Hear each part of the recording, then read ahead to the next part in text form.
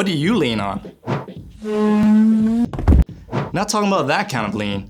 I'm talking about where you put your confidence to get you through the day. Maybe you like to lean on getting all the right answers. A+. Or maybe you lean on running the fastest or getting picked first in PE. You might lean on being able to make people laugh. What's the best way to throw a birthday party on Mars? You plan it. Maybe you even lean on getting a new pair of shoes or the latest gaming system to make you feel good. None of those are bad things, but if you put your confidence in them, they're going to slide. Just like that shelf. You'll mess up on a test. Sprain an ankle.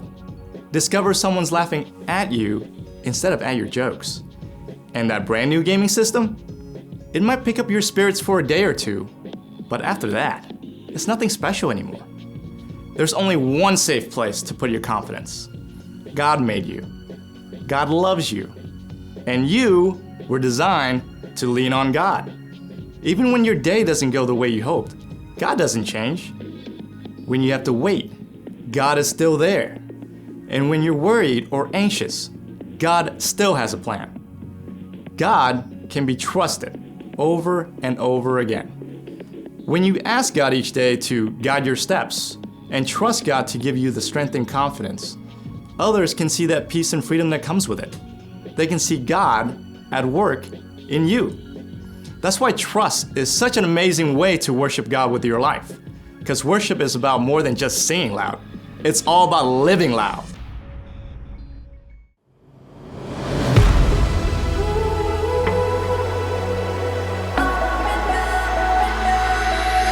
When I am up, when I am down, when life turns me around, should I go left?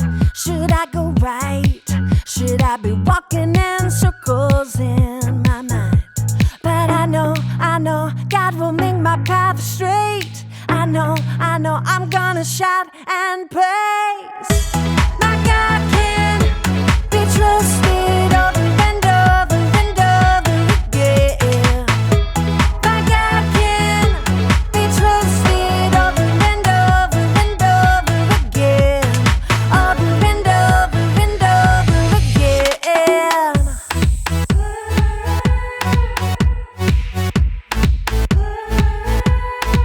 When I am up, when I am down, when life turns me around, should I go left? Should I go right? Should I be walking in circles in my mind? But I know God will make my path straight. I know I'm gonna shout and praise. My God can be trusted over and over and over again. My God can be trusted over and over and over again. Over and over and over again. I'm confident.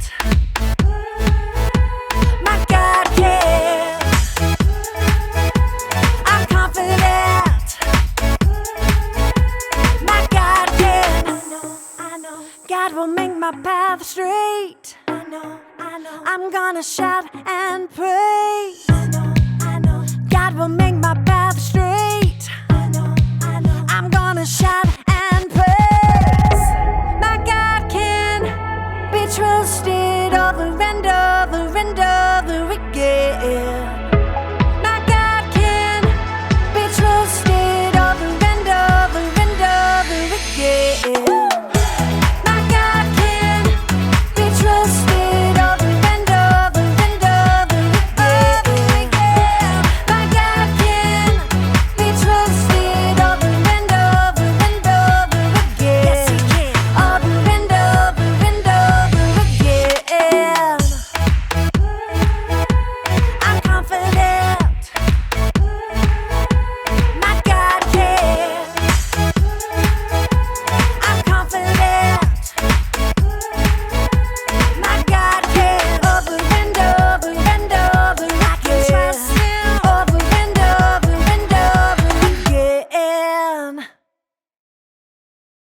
Welcome to Story Lab. This week, we're talking about trust, while we also take a look at a story of a couple who may win the award for the oldest new parents ever. Oh, and wait for this. Wait for it.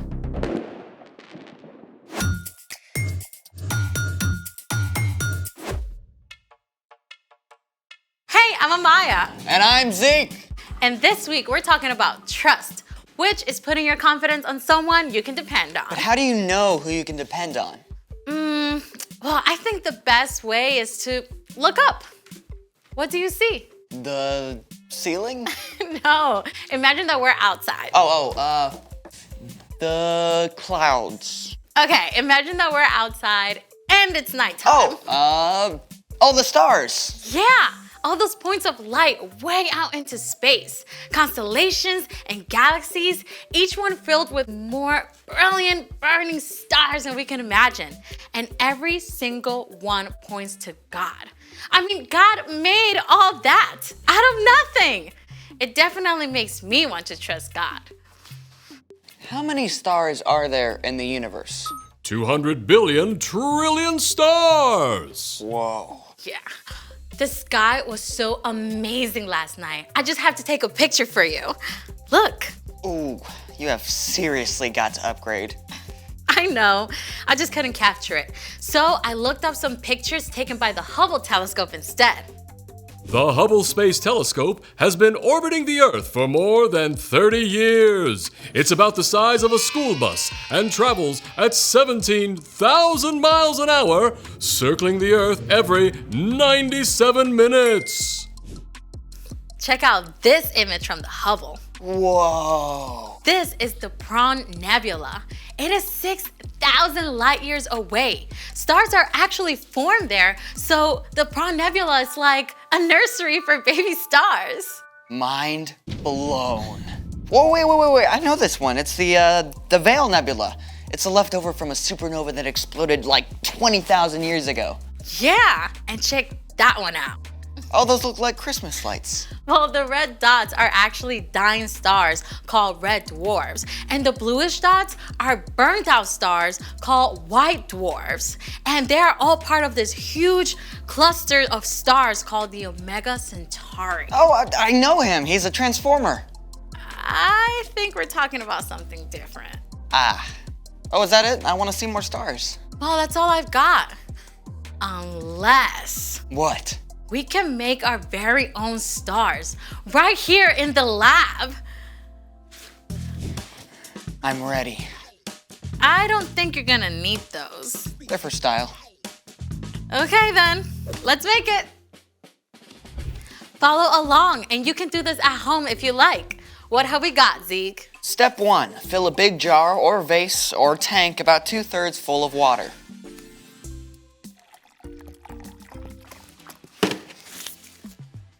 Step 2, pour oil into a small bowl. Or 2, or 3.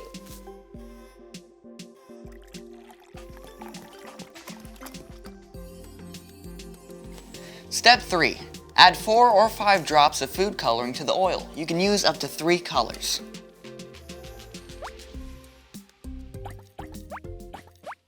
Step 4, whisk the food coloring with the oil. It's a little latte. A really oily latte. Okay, pour. Wait for it. Whoa. Our very own shooting stars. Oh, can we see that again? Oil is less dense than water and floats on top. Food coloring is water-based and mixes with water. Once the oil is added to water, the heavier food coloring sinks down. As soon as they hit the water, they dissolve, forming tiny shooting stars. Oh, let's do it again. We've got tons of food coloring. I'd love to make stars all day, but we got a story to tell, and stars are a big part of this one. It's time for... The story before the story. Today, we're in the very first book of the Old Testament, Genesis. God made our amazing world, but sin entered the world. People turned away from God and went their own way. So God picked one man, a guy named Abraham. And even though Abraham was like 90 years old and had no kids, God told him to look up. God promised Abraham he'd have more kids than stars in the sky. Yeah, and the whole entire world will be blessed through Abraham's family. But Abraham and his wife, Sarah, they waited for years and years, and they still didn't have kids. Which is where our story starts. We're ready. Hey everyone, I'm Brian. It's amazing how all of creation can talk to us about God. You know, after God told Abraham that he and Sarah would have more kids than there are stars, I bet they went outside at night a lot more. More children than all those stars? Are you sure that's what God said? He promised. He said, we'll have a son.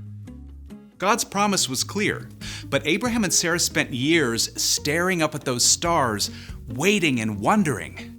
They were both old, like old enough to be great-grandparents. Could they really have a brand new baby at their age? But at last, one day when Abraham was 99 years old, God met with him again. It was the very hottest part of the day, and Abraham was sitting in the shade of his tent when he saw 3 strangers approaching. Abraham knew right away they were visitors from heaven. He went to greet them and bowed low to show them honor. My lord, if you are pleased with me, don't pass me by. Let me get some water so you can wash your feet and rest under this tree. Let me get you some food to give you strength, and then you can go on your way. All right. Do as you say. Now, making a fancy meal back then was a lot more than just heating something up in the microwave. Abraham found Sarah in the tent and asked her to bake bread. And then he picked the best calf from his herd and asked a servant to prepare it. Here is some stew and a fresh loaf. My wife makes the best bread in the whole land. Where is your wife, Sarah? Over there in the tent. Now, you had better bet that Sarah was listening in on this conversation. I mean, here are 3 strangers out of nowhere who Abraham believes are from God. I mean, she definitely wanted to know what was up. I will surely return to you about this time next year. Your wife, Sarah, will have a son. Now? After all this time? I'm worn out, and my husband is old. Can I really know the joy of having a baby? The Lord knew exactly what Sarah thought and said to Abraham, Why did Sarah laugh? Is anything too hard for me? I will return to you at the appointed time next year. Sarah will have a son. I didn't laugh. Yes, you laughed. Oof. Sarah seriously got called out there, but God wasn't angry with her. God was gracious to Sarah, and Sarah did become pregnant, and after some time, she gave birth to a baby boy. God has given me laughter. Actually, everyone who hears about this is going to laugh along with us. I'm so old, but here I am taking care of a baby. What should we name him? What about Isaac? Of course, Isaac! You're going to have a big family, little one. As many as there are stars in the sky. The end. So, do you know what the name Isaac means? What? One who laughs. Well, that is spot on. Can you imagine how it felt for Abraham and Sarah to wait all those years? I have a hard time just waiting for the microwave popcorn to finish. I know, right? Waiting can be hard. But here's the awesome thing. God is always trustworthy. God promised Abraham that the whole world would be blessed through his family. And it took hundreds of years, but the whole world was and is blessed because of one of Abraham's descendants. You know who I'm talking about? Yeah, Jesus. You got it. You can trust God all the time, especially when you're having to wait. Thanks, Brian. So, what is our part in the story? Well, maybe you're having to wait for a broken arm or a sprained ankle to heal. You can trust that God is still with you, and God still loves you, and you can ask for God for the patience to keep waiting. I remember when I had to wait forever when my mom said she'd get me my phone. I guess I could have trusted God more instead of just asking her, can I have my phone yet? Can I have my phone yet? Can I have my phone yet? Can I have my phone yet? Okay, yeah, Can we get it. Sorry. I actually had to trust God yesterday. My dad promised to play tennis with me after he got home from work, but then he had a video call that took over an hour. I had to trust God to give me a good attitude. Yeah, you know, the truth is, we're gonna have to wait for things. Sometimes we'll have to wait on God. But even while you're waiting, you can trust that God is still there and that God still cares about you. Got it? Got it. Wait for it. So, here's the thing. Trust God even when you have to wait. Yep, I can't wait for tonight when I get to see the actual stars. I mean, I can wait, but you get it. Thank you for joining us in the Story Lab. See you next time. Here's something to check out while you wait.